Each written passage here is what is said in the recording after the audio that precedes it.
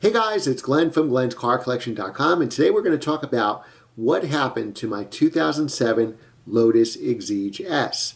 If you're new to the channel, consider subscribing. If you're already a subscriber, hit that notification bell. I'm posting new videos every week. Instead of 3 videos a week, I've been doing 5 videos, so hit that notification bell so you don't miss our next video.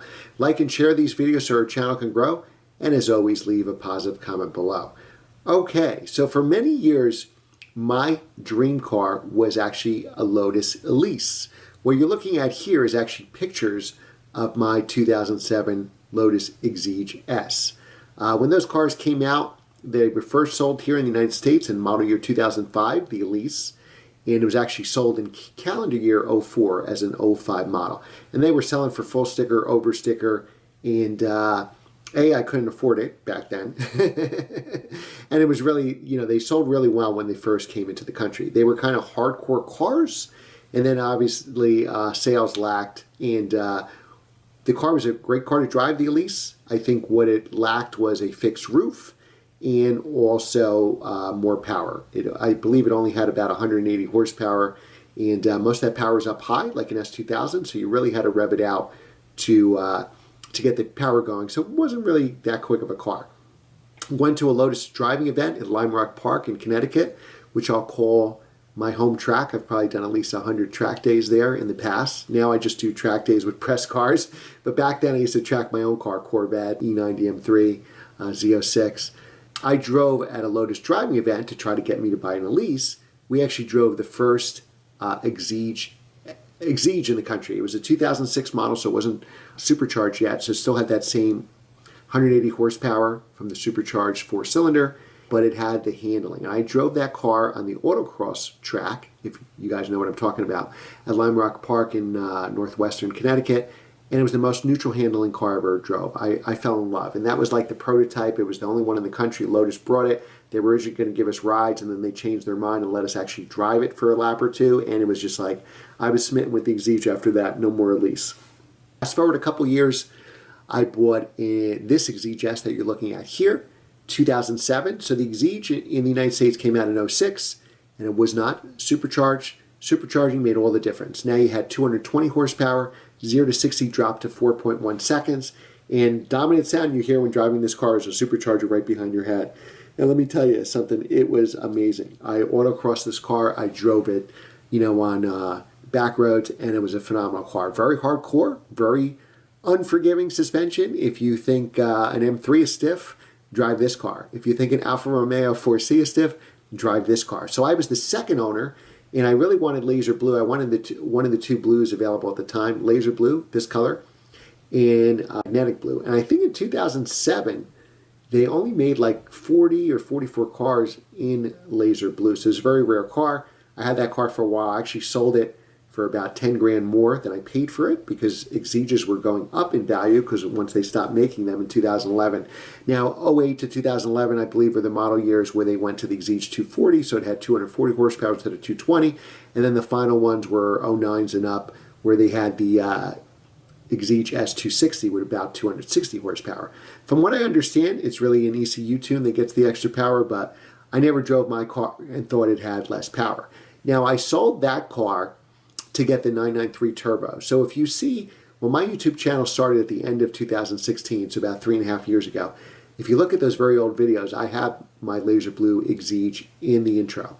My intro before I had the Glenn's Car Collection intro was various cars, and one was me getting into that Exige S. Now, when my YouTube channel started, already had sold it because I had used the profit on that car to buy the 993 Turbo, and I bought the 993 Turbo dirt cheap because 6 years ago or 5 years ago, whenever I bought it, they were dirt cheap. But the Exige S was actually sold to somebody who already owned an Elise, which I thought was awesome because I had a lot of people bidding on the car, and that's why I got extra for the car. For the rare color, and it was a very desirable car. My car was clean, original paint, no accident. These cars have lift-off oversteer, and obviously they're so low to the ground you could hit a curb when you're parking, pull in, and ruin that front clam. Besides the doors and the removable roof, mine actually had the modification with the removable roof where you can put in the soft top. It had the holes drilled. Really only 2 body parts for the cars, the front clam and the rear clam. So one of those clams could be $20,000, $30,000, at least back then. It might be cheaper now. where it actually could total the car. If the car was only worth $35,000, you need $20,000 or $30,000 to work, most likely insurance totals the car. So most of the cars, unfortunately, even if they had a minor accident, they wind up getting totaled. Luckily, mine was a clean car. I bought it from a gentleman who really took care of it, found it out in Pennsylvania, in the Philadelphia area. I love the car, enjoyed my time with it, sold it to somebody in the Pittsburgh area, and then it kind of moved on from there. I think it was in Nebraska, Iowa, and Texas. I believe, I just found out last week, I think this happened a couple months ago, I believe it's the fifth owner who had it in Texas, unfortunately got into an accident.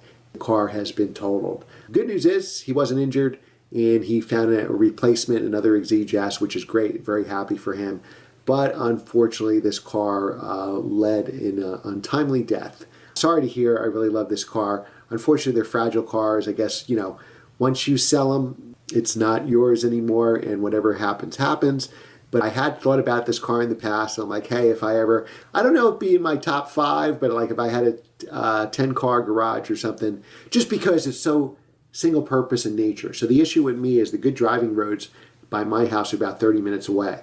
And once you get on the driving roads, they're great. And they're not really smooth, they're really rough, and that's what takes its toll. In driving a 30-minute drive with every bump going in your lower back really hurts by the time you get to those roads. But on a smooth track or on a smooth road, this is probably the best car there is. So if I had room in my garage, I always thought that maybe at some point I would buy this car back.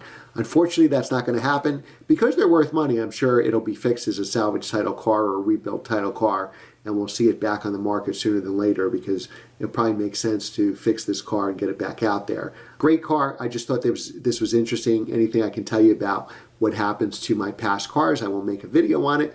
Let me know what you think of this video in the comments below. Let me know what other videos you'd like to see. Like, share, and subscribe, and hit that notification bell so you don't miss the extra videos that I'll be posting.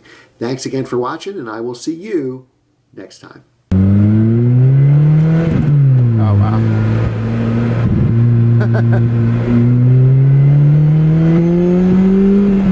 Now I hear the supercharger. Yeah, you can hear it. Yeah.